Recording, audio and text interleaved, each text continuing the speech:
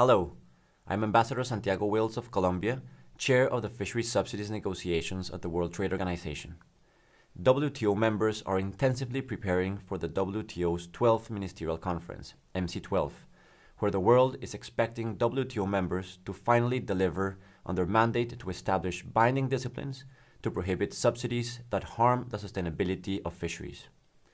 MC12, which was meant to start at the end of November last year before COVID got in the way, has long been seen as the moment by which these negotiations must conclude. It is now scheduled to begin on 12 June. That is only 4 weeks away. So now is the time to end decades of discussions and conclude the WTO fisheries subsidies negotiations so that the results can be adopted by ministers. To this end, from May 16 to 20, delegates representing the members of the WTO will gather in Geneva for a fish week. We have set aside the whole week for intensive discussions aimed at closing the remaining issues in the draft agreement that was sent to ministers in November last year, just before MC12 was to have started.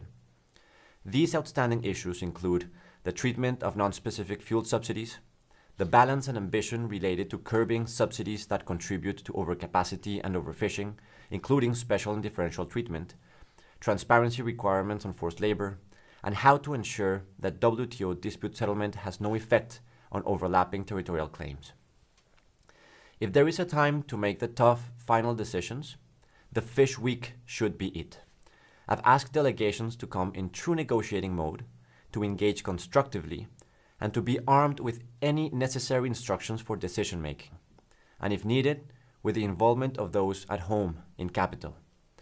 This kind of engagement will pave the way for a successful conclusion of these negotiations, which have been running for more than 2 decades already. I know that the task ahead will be challenging, but I also know that members are committed to getting the work done. There is no doubt that a worldwide deal is within reach. Never has it been this close, and we must not miss this opportunity.